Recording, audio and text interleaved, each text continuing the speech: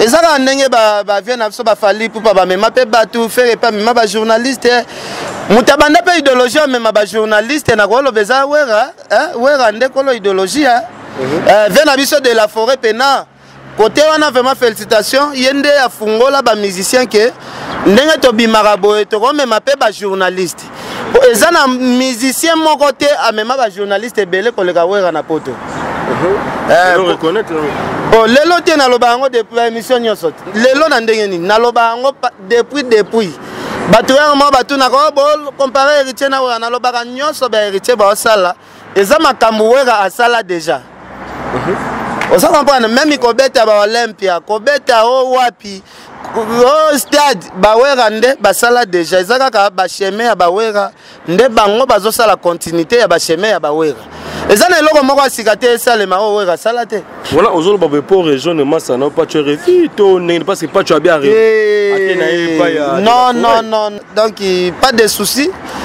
On a peine plaisir à trop Ali Karine azoki aux États-Unis liboso ya ba leader ebele ya musique na biso ya Congo surtout ba leader ebele pe ba finga biso ba journaliste.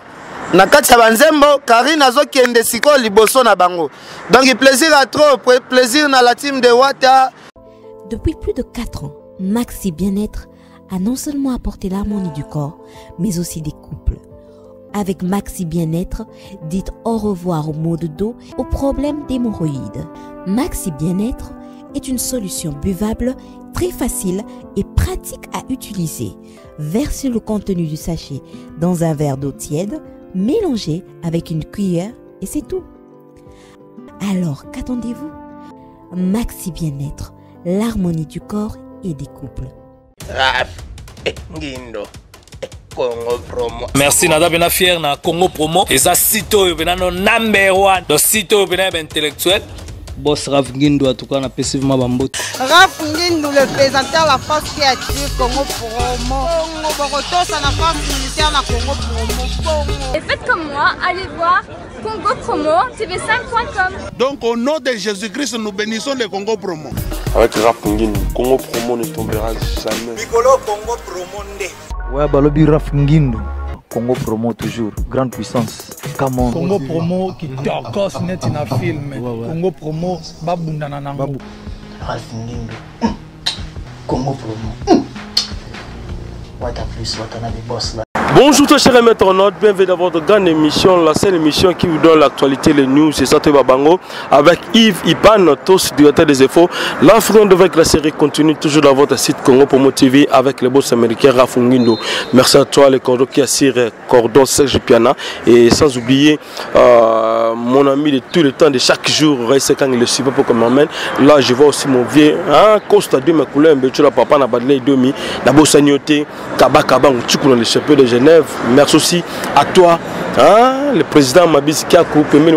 déjà, le président Guillaume Tissoka, le président de tout le Congo, les États-Unis, déjà, le président Claude Ndombasi, les grands noms, Kinawa, Jean Moulumba, il était centre de Bruxelles, John Lubila, Exébélé, Nabosa Nyoté, Christem le futur. Papa la Riben, c'est-à-dire qu'un temps Roda, bébé miné français de France, mon thème Gianni, le Tonadio, et Nabosa Nyoté, mon verre Kati, Jean-Jacques Douémé,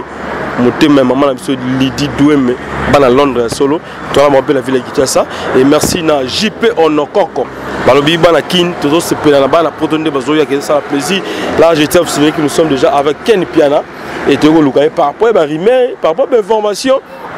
autres qui et on te Luka Ken Piana pour tout solo là, toi si c'est vrai, Maramango ils ont tout à cause ça ils une façon de parler. Donc merci aussi la pangue de moi à Monica à cancel c'est toi parfum tunga na tunga yoye bigwa nana bosanio. Merci Ken Piana, bonjour. Ouais, bonjour Yves Pam, bonjour bande retour. Bazolanda biso partout à travers le monde nabi ke batu baza osepela vraiment makasi nabi ke ser nangai Pauline Lumumba, merci pour na ba conseil batu vraiment baza ebele. Voilà, et qui peut le team surtout Lukayo et ça par rapport ya likambo ya visa. Visa ya négociation Karine Mokonzi ba beboti du connaît pas ba Ken Piana parce que bino ba Ken Piana boye bani hérité depuis Kitambo boye bani depuis Mama Batik boza mo ebele. Ni ne sali ke Ken Piana ayo ka moi jaloux jalousie moi moké par rapport à Ndogonaye Karine Mokonzi bozala bango ensemble héritier Watanabe. Bon, batunde bazo se tromper, batu ba se tromper. Karine Mokonzi aza petite sœur. Ngana mwana soda. Vous que Karine Mokonzi fait mwana soda. Voilà. Donc yaza ndeko na ngai. Je pense nga na mona publication ya visa ya Karine Mokonzi. Et ça nga maman na plaisir ya ba blague té na komela ekutu ba félicitations ndenga zui visa. Moi ça n'a rien à voir avec visa Karine Mokonzi na yo kelango jalousie par rapport à quoi na ebité na uti na mboka ya ba anglais na uti na mboka ouais tonga mape danger msusu ndenge mona ba ville ya États-Unis Mada City eza parmi ba meilleures villes ya monde ken pia na uti pe kuna donc visa Karine et ça là un plaisir na ebike be mission msusu to sala rapé pour na base kaka mais Karine Mokonzi ayebike wana za grand frère nanga donc pas de soucis nga pena plaisir à trop ezali Karine azokende États-Unis liboso ya ba leader ebele ya musique na biso ya Congo surtout ba leader ebele pe ba finga biso ba journaliste na kati ya banzembo Karine azokende siko liboso na bango donc plaisir à trop plaisir na la team de Wata héritier Watanabe donc plaisir ndenge quand même à récompenser pe ba journaliste a tchepe Karine na kati ya liste et ça li plaisir à trop mais ba non so bien okomo bongisa parce que lobi bato qui ne États-Unis pour ba kene ba traiter bango santé za bien te quelque part lobi susu baza bato ba yé ko koteka sexe na maramo pemé na leader mona suko banda ko lobana na ntango mano ba bongo bon soko tali bien to uto sala télé réalité mona Karine Mokonzi je pense et salina no ata 2 semaines te uto sala télé réalité na Karine ye moko azolo bana kati ya télé réalité que non ken mikolo batu balobi na ye matama le wa masa na juvenal net master na juvenal voilà ye moko era lobi ba propos par rapport ndenga ye matama batu bazoki yango normal to zongo na cadre ya maseki mais soki nga na lobi ya msusu Karine pe ekozala pe batie wana peut-être po a soigner azoma ba traitement par rapport ya ndenga alobaki ya mo matama et comme ya msusu jaloux ozolo babongo po azwaki visa et bongo ye moko siko alobaki c'est que ye moko Karine a jaloux ya vie na ye mais est-ce que matama mnene monsieur yaka pour na traitement ou bien yaka na ndenge pe ko comme nzote comme ko évoluer et c'est pe que matama il faut vimba kana maladie ouais ça na ndenge pe nzote ko évoluer mais ye moko nda souleva ki lisolango ponga na tchaki yango pe na kate ye moko na télé réalité to salaki ye moko a soulever peut-être ye moko ayebi cause nango peut-être kozala ba biloko azolia peut-être kozala pe matama pe yaka er mususu pe moi maladie ye moko ayebi cause nango ye moko ayebi po ye moko souleva ki yango bato soki batali nini télé réalité bakomona na bango yango yo ovandaka wono s'appuyer ka côté wana te na s'appuyer te ezali nde ye moko mutu a soulever mutu mususu akozala santé ye munene mais azoka sonya kolobelango mais Karine Mokonzi azali fi oyo alobaka ba réalité na ye abombaka na ye te alobaka ba réalité na ye ça va voilà et maintenant excuse-moi moké ko tolobaki ke misusu boyo teka sexe c'est pas ba leader na ebite wala misusu koloba na nani misusu yo ebite ke ba journaliste PDP bazalaka ba ye na bango mususu po ba biloko wana pena na la team de Wata mo ba finga biso bolandaka héritier boy mais kuna pena biloko wana ezalaka te mais ça na ba mouvement ebele qui ozomona journaliste akoma net ya TH pena ya musicien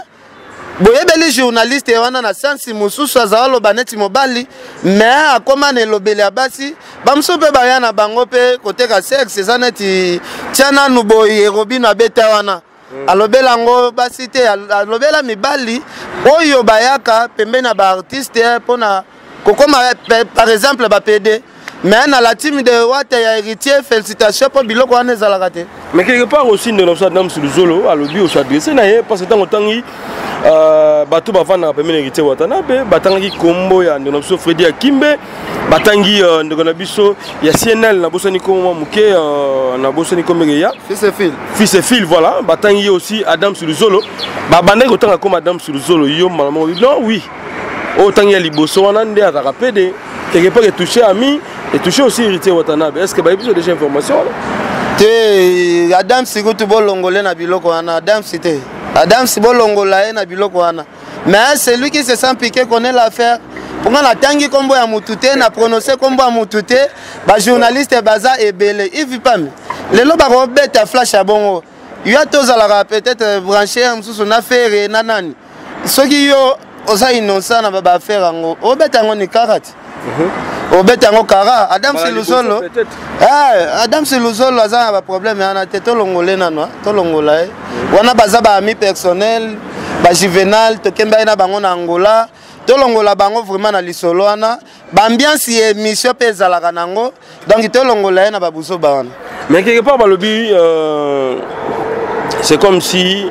Ken Piana azolinga ko kotsa moto sous makasi parce que Adams yé seloye abi ke olobi na ye et puis bandanga awati o bandanga même na Afrique du Sud bandanga ko ça déjà batak wana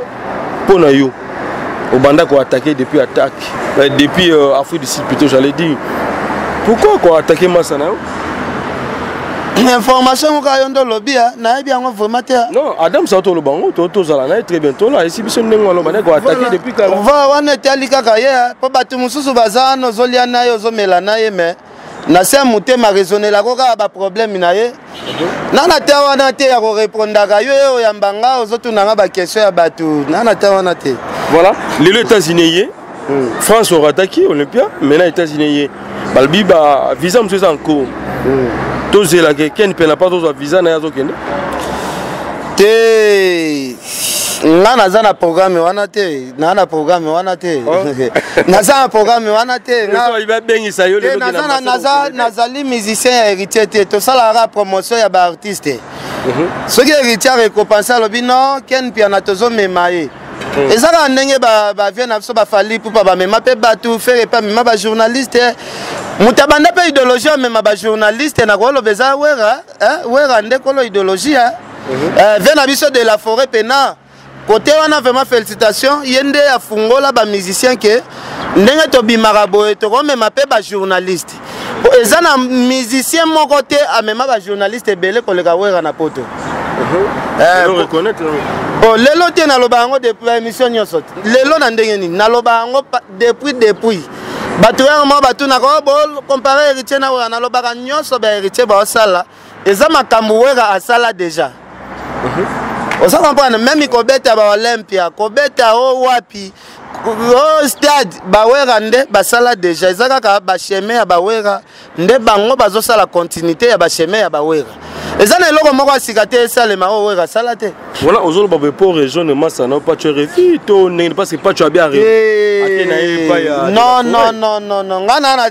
ake pas de la forêt ko na motif fini te na motif fini ya viser bimi le ba sala pona ye ba sala ba de oh bongo soki héritier bimisi ba visa ba tunde la sike faut comme na ranking na héritier oh ngana na kota ranking na héritier pour abimisi li ba tu visa ngana zuite toza na contrat moko to signer na papier que partout que ndefo nazala ou bien to sala partie de ça moko boye que non héritier partout que ndengai fo nazala ou bien nganga pesa nga ekila moko boye que non jour héritier otiko na voyage ozwi liboma naza à l'aise naza très à l'aise oh bongo yo kansi ya msunga moko pe pona luka visa na ndenge na ngana kozwa visa na ngai est-ce que ko bimala ngambo kezo dépendre kaka il faut nazela kaka jour la team de wate pesa nga visa mais non tu ça la pe mo batou ezaki visa la team te mona la ba félicite bangola eza ba mboka oyo pe ozo luko komati eza ba mboka yo pe ozo luko komati oh eza ba mboka kilo eza ba mboka pe amikete na Afrique mobimba le seul pays où eza danger eza Afrique du Sud na Afrique mobimba le seul pays oyo e banque saka ba payer belé à Europe na construction eza Afrique du Sud yango ko mocha mambanga lokolo si c'est comme chez Europe soko komi déjà na aéroport ya South Africa ezane komi déjà na aéroport ya France ezane komi na aéroport ya Belgique ezane komi na aéroport Angleterre resi kangi ba tala biso Ken piano Est-ce que déjà mon aéroport il y a France, mon aéroport il y a Belgique? Aéroport il y a Djobourg et l'équipe aéroport est belé à Potoana. Wana c'est renseigné Luka ba information ba yebisa. Mais Luka ba yebisa yo. Et ça maman na aéroport il y a ba blague ité. Soko komika na aéroport wana mona pena ke poto makambo total na film est-ce que ozomona en réalité à live. Ça c'est bien. Et mais bien sur seulement muké qui en piana par rapport ya ba digue ndeko na yo Pacho. Et ça le nom n'intango moni Pacho. RFI a sololi moi bien té ndeba ndeko bazoloba. Et ça le nom nini tangi mutuna. Non, azo revendiquer mutuna mutu azana liberté d'expression, azo revendiquer o ya moni pona ye. Et opinion ya Pacho ngai na ko bloquer opinion ya Pacho pourquoi? Non, na lobby boy nazana temps ya ko sala ngo débattre. Et Pacho aza Pacho ken piana za ken piana.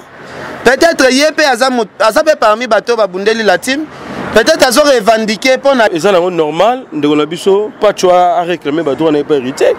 Non, aza libre ya ko réclamer o ya mondi. Aza libre ya ko sala ba sentiment na ye. Ngana kota ba sentiment mutu koma. Aza libre pona nga nazana ba meilleur souvenir belé ya héritier. Ozolo ba masolo ya Afrique du Sud na beti de fat. Sko ba biana nyonso mutasombela nga héritier. Eza Rogengan. Rogengan ba mema ya ofele. Rogengan doit pesa nga visa ya ofele. Mais nga azo bisa na premier tour, na deuxième tour. Mutafutela nga billet héritier Watanabe. Quand même il toza la reconnaissance, je pense que si on a dit que ba futa rapport na somba visa na prio ba sombela ka billet au moins a pris à billet za la rebelle. Donc héritier déjà sombela billet deux fois. Il faut na za la paix reconnaissance na za pas problème musu so bengi héritier pe solution. Le loka rapport héritier azoli Karine visa ale ngai na ye na l'accent sur jalousie nanga mais non.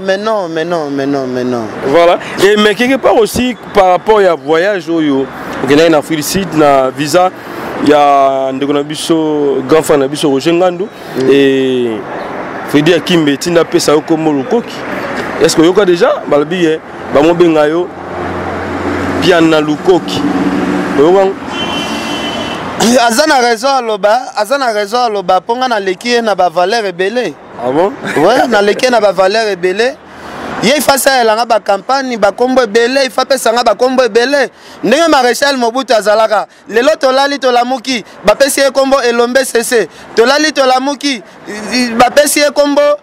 ba kombo zalaki ebele ba pesi kombo lion tolali tolamuki talaka Mobutu succès azalaki nango tale bela ba kombo bazala pesa donc mutu soki aza na succès ba pesa kaka ba kombo ebele neti héritier Watanabe tolala tozola muka ba bengi gogan tolali tolamuki la poule tolali tolamuki donc ba azo pe ba kombo ebele ba pesi moto na tembe ba pesi papouche donc eza par rapport ya succès mais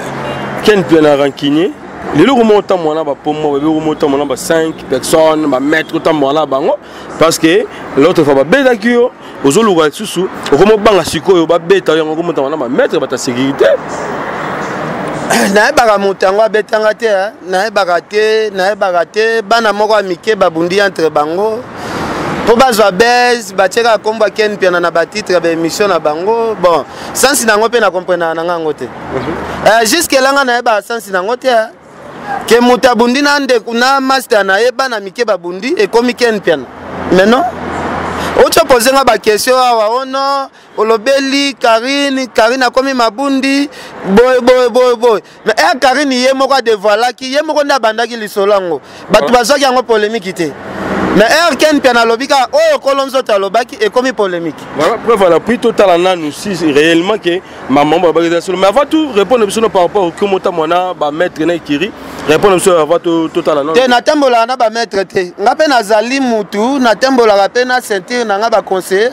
na tembola na ba maître te na ba bureau na to mutu to azala na ba bureau mutu to azana ba avocat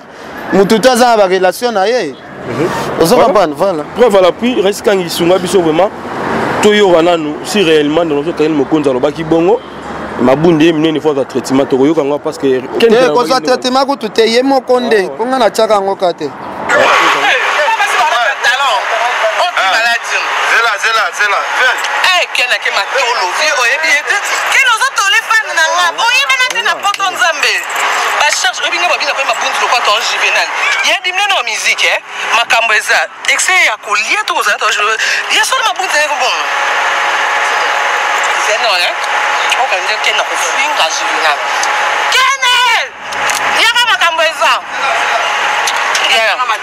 tout commandé à ta plan goût tout que non au cas où ça secret secret à biloko aux quelque chose on a qui les a pas parce que là ta talon quelque chose ma ponte pas Juvenal là na kati Juvenal qui parle Yomoko yoki Yomoko yoki yango voilà Yomoko yoki mais mabundi ya traitement tu as bigé na mabundi non kasi te Yemoko parce que traitement il faut que nous voit non il faut pas faire voyager Yemoko Mike Yemoko nde mutu abeti lisolo ya bongo yamba Yemoko nde abeti lisolo na ye alobi balobi nga na ye mabundi siko soki nga alobi peut-être un mususu moi mabundi msupe ya quand même infection peut-être à cause de la traitement voilà le traitement pas que aux États-Unis oh mais yoko to souffrir aux traitement na kini bo ye mutaki aux traitement aux États-Unis ça un avantage belé ah bon voilà mais là soué nos anini tant ba voyager aya to atikala na te soué na ngezali bakende ndenge héritier kendaki voyage à France ndenga zonga na batutu bango pe bakende bongo baya bango tu Mike zo pacho bakende bango tu bazonga bango tu allo bakende bango tu bazonga bango tu e ko sala biso bien nga na souhaiter bango bon voyage ba bon séjour aux États-Unis nabi ke Karine aza parmi ba guerrier aza mwana soda donc ndenge zana soki bakei akozonga akodecevoir biso te ba journaliste est-ce que vous peut sangote soué na wana eza na bonne foi to pesa no karapo oloba no ka ken piana na oloba ka et quand musanga soki na lobby soki nga na souhaiter leki na Karine ba bon voyage et bima ya kimutema mabe et vi pas mina na za na passeport moko za kilo so na koti si dossier na ambassade de Rosimba nango nga na za na tiyote mutu oke ba kotala mutu passeport ya vide bo ba peso ngai même ambassade des États-Unis na pesa nga visa et loko sali Karine mokonzi bien eza ba visa ya angolaise alaki na kati ba visa Afrique du Sud ezalaki na kati yango moni azui visa na ya États-Unis na facilité neti passeport nanga na Karine eza kilo moko ozo batekeza na kilo moko nande oza kilo moko ba visa tu azalai na kati nga pesa na passeport nanga siku ya ye akolisi kasi te avancer jet c'est normal c'est normal avancer jet batali ke mono akenda na pays ba anglais a respecter ka visa na ba habiter aza fi moko ba respecter séjour ba pesi eza neti nga nazo ba visa ba 3 mois na sala ba 20 jours nazo visa liboso ya 3 mois na sala 15 jours nazo visa Angola ya 3 mois na sala 5 jours ata yo moko ambassade nini eboya so pesa nga visa vraiment est-ce que tout en son hérité watana mais par rapport ya émission bosani ndeko na biso concerne so bibi kapinga siko yebisanga na sola na hérité nini okinga nazo attaquer mouvement hérité mais par rapport ba dino bandeko musu balobi mabe bakanisi mabe te yo yebisanga ke no ken mususu afingi mouvement héritier mususu balukeli héritier ngana lingaka te malobo na lobaki lobi lelo e accrochenga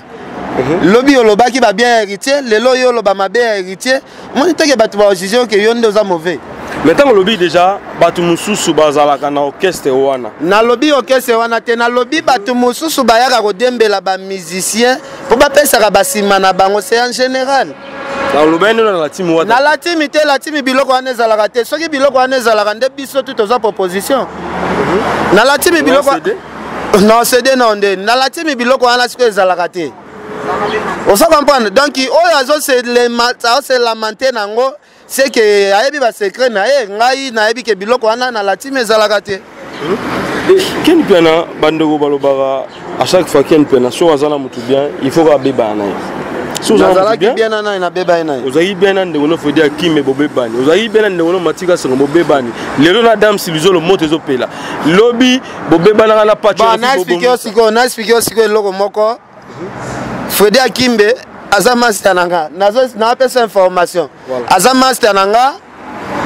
na robete pe réponse moko na caméra po toza na biso bato ya TV mais en coulisses il peut am soto solo na biso normal attaque ya TV na relation à Kuzu peut-être que ça a des relations différentes non bino nde bokomisaka batu bolingaka kokomisa batu neti na barankine Karine Mokonzi to potana rapete en coulisses pe na benge boto soli yaya ba singo bomaki nga oyi Karine na bomaki oko na chubaki ope boy bosola na bino normal bana ko telolobi na ozela na nga na parler ozomona to ana besoin batu basala na manière neti ya Karine Mokonzi po Karine Mokonzi azala na manière ya rankine na batu te zana tingande na boy nga soko zala na nga rankine pe obengi no nga rappel omona na yambo très bien soko sengi rendez-vous pe na webso ya katokutana bino bokomisa matine tingana eto zala na problème ngana eto na problème te ye abundana petit na biso abiri babundi na abiri soko po ça l'ampleur balatisa komba ken pia na batie na kati mais non so kotonga luzolo na bloc luzolo za na sima na yo ndenga betima solo ya na sima na yo vandi liboso devant la caméra bozo beta ma solo na ndenga fo siko antetango moni ayi osenga ba excuse ba pardon belé wana eza bilo alokuta Mike pardon pesa na téléphone pardon nga linga mo ba prévo biso to sala émission na mission ya théâtre ya fandi na sima na biso eza ambiance ya bar comment mutu mo bo na ocho zala na ka kala mingi te na kati ya carte otambola mais na comprendre te akomane ko expliquer ba tout to zala na bien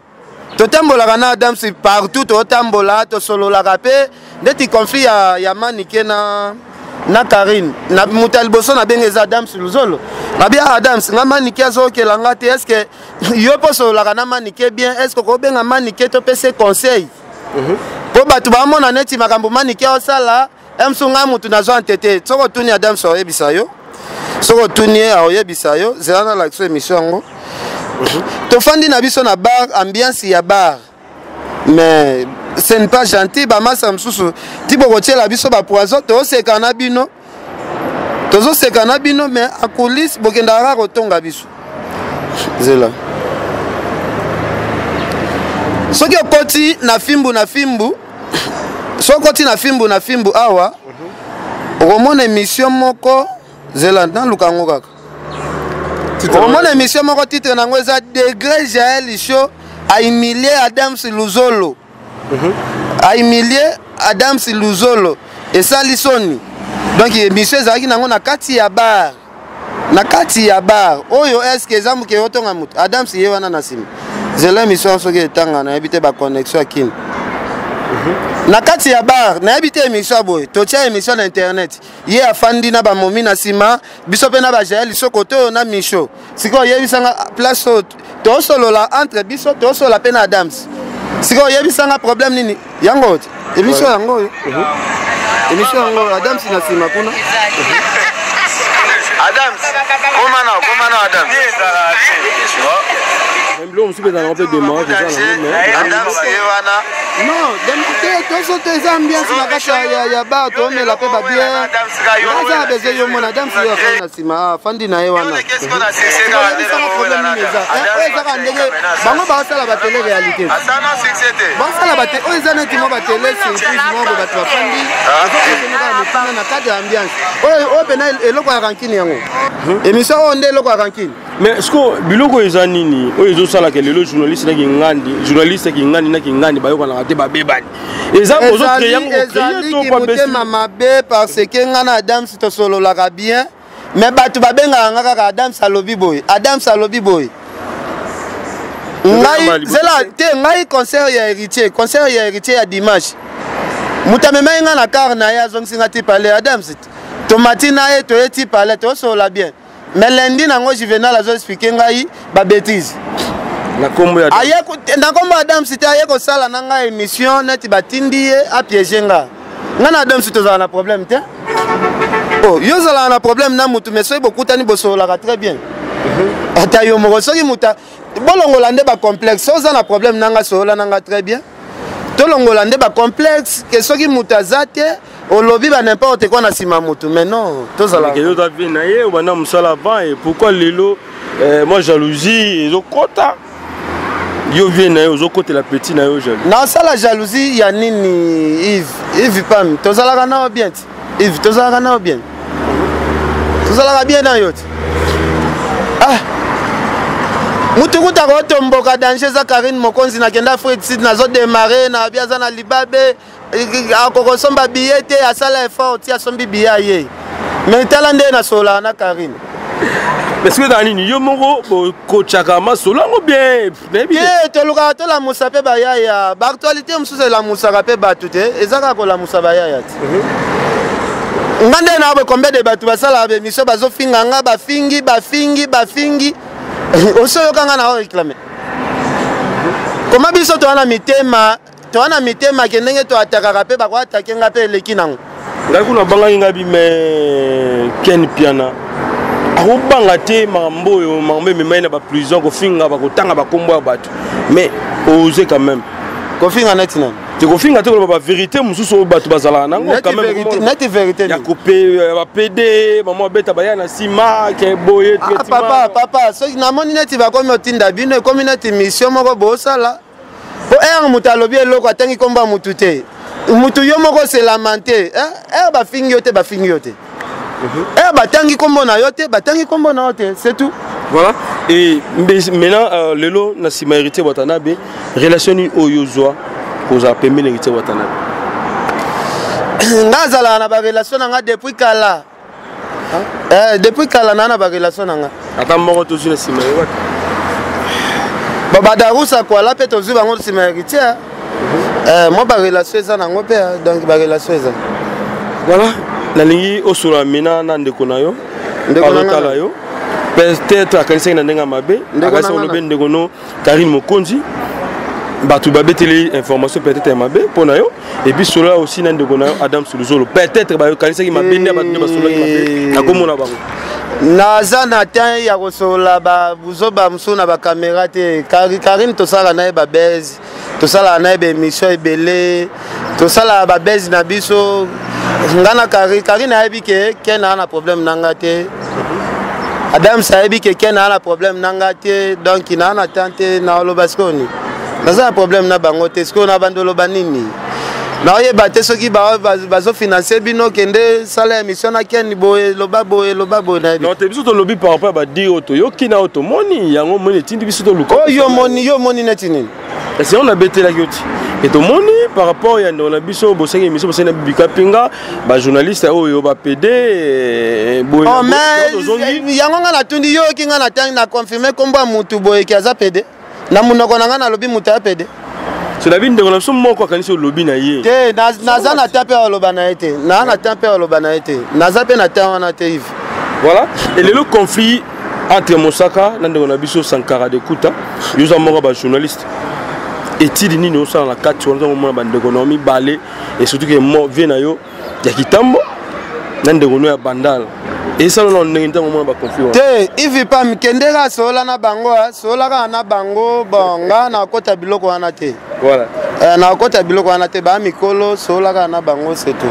Voilà, un mot na bande retour bata la biso. Non, un mot ezali, merci Vipam Dengo yakyo yambanga, na pesi merci à trop. Sœur Pauline Lumumba, na pesi merci na pesi merci Adel Diogo, ba Jimmy Bella ou ba Gauthier Mascotte, batu baza vraiment ebele, na pesi bango merci. Ndenge ba soutenir biso Angèle Moussoeli Makizembe, Veluzo Mbata, donc batu baza vraiment ebele, mais nako luka moyen na changer moi façon mususu pona moni